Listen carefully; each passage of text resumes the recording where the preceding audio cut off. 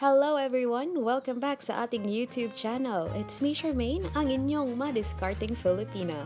At para sa video natin today, magluluto tayo ng masustansyang ulam. Ito po ay ang alugbati or Malabar spinach in oyster sauce. Ang alugbati or Malabar spinach ay may fiber, vitamin A, vitamin C, iron, calcium, and antioxidants. Yes, marami po itong nutrients kaya healthy ito gawing ulam sa pang-araw-araw. Ang mga sangkap na ating gagamitin para sa ating masarap at masustansyang ulam for today ay, of course, alugbati or Malabar spinach, bawang, sibuyas, kamatis, pork, oyster sauce, at oil. Makikita niyo po ang kompletong list of ingredients sa description box below.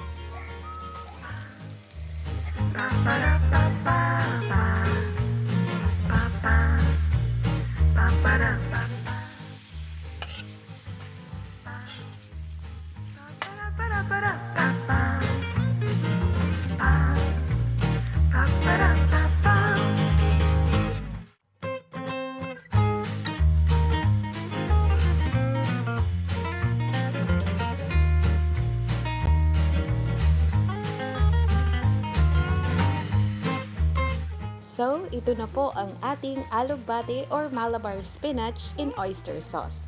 Napakasarap at masustansya po nito kaya I'm sure magugusto nito ng inyong family.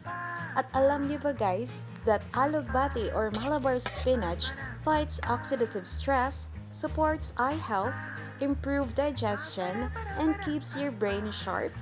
Yes, alugbati helps us keep our brain sharp kasi it's rich in folate and other B-complex vitamins that helps support mental function. Kaya, mga kapwa madiskarting Filipino, i-try nyo na ang recipe na ito dahil hindi lang ito masarap, masustansya pa. Sana po ay nag-enjoy kayo sa video na ito dito sa ating YouTube channel. At sa lahat po ng bago pa dito sa ating channel, don't forget to like, subscribe, and hit the notification bell for more videos. Once again po, this is Charmaine, ang inyong madiskarting Filipina na nagsasabing madali lang kumita ng pera, sipag at diskarte lang ang kailangan, at siyak magkakamit rin natin ang ating mga pangarap. Kaya, laban lang!